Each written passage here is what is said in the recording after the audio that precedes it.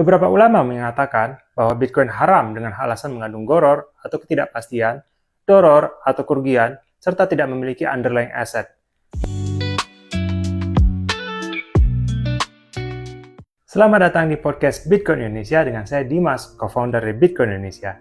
Hari ini kita akan membahas topik yang sedang hangat diperbincangkan. Apakah Bitcoin halal? Banyak sekali perdebatan mengenai hal ini, dan kita akan mengupasnya secara tajam berdasarkan perspektif syariah Islam. Saya mau disclaimer dulu, saya bukan seorang ahli agama, dan ini merupakan hasil riset saya terhadap Bitcoin dan mengutip pendapat beberapa ulama di luar Indonesia. Siap? Yuk kita mulai. Pertama, mari kita pahami dulu, apa sih Bitcoin itu? Bitcoin adalah mata uang digital berbasis teknologi blockchain yang desentralisasi. Artinya, tidak dikontrol oleh suatu pihak atau institusi tertentu. Semua transaksi tercatat secara transparan dan publik di dalam blockchain. Nah, yang menjadi pertanyaan, apakah teknologi sesuai dengan prinsip-prinsip Islam? Beberapa ulama mengatakan bahwa Bitcoin haram dengan alasan mengandung goror atau ketidakpastian, doror atau kerugian, serta tidak memiliki underlying asset. Bahkan ada yang mengatakan Bitcoin bertentangan dengan syariat Islam dengan syarat silah, yaitu tidak memiliki wujud fisik, nilai yang jelas, atau jumlah yang pasti. Tapi tunggu dulu, apakah benar demikian? Yuk, kita bahas satu persatu. Sebelum kita bahas topik ini, jangan lupa join grup komunitas kita di Telegram, linknya ada di deskripsi. Pertama, soal goror atau ketidakpastian. Bitcoin sebenarnya tidak mengandung goror karena seluruh transaksinya transparan di blockchain. Semua data tersedia untuk publik dan tidak ada yang tersembunyi.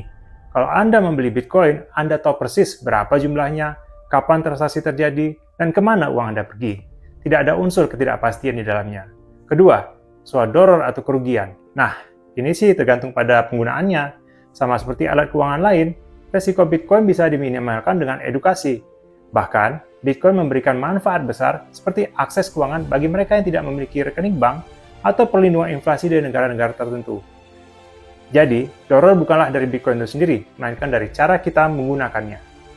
Ketiga, soal syarat silah. Memang benar, Bitcoin tidak memiliki wujud fisik, tapi banyak instrumen keuangan modern seperti saham dan emas digital juga tidak berbentuk fisik dan tetap dianggap halal.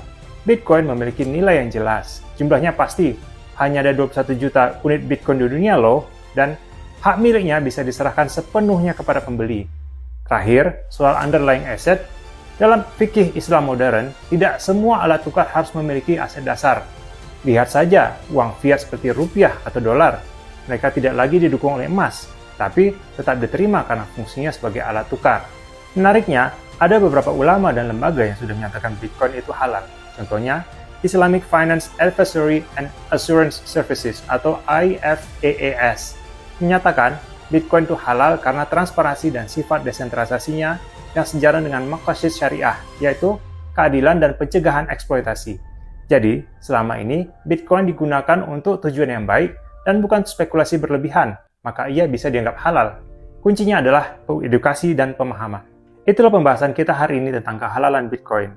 Kesimpulannya, Bitcoin bukanlah haram secara mutlak. Dengan edukasi yang benar, teknologi ini bisa menjadi alat yang bermanfaat dan sesuai dengan prinsip Islam. Terima kasih sudah mendengarkan podcast Bitcoin Indonesia dengan Dimas, co-founder Bitcoin Indonesia. Jangan lupa like, subscribe, dan share jika konten ini bermanfaat. Sampai jumpa di episode berikutnya. Dadah!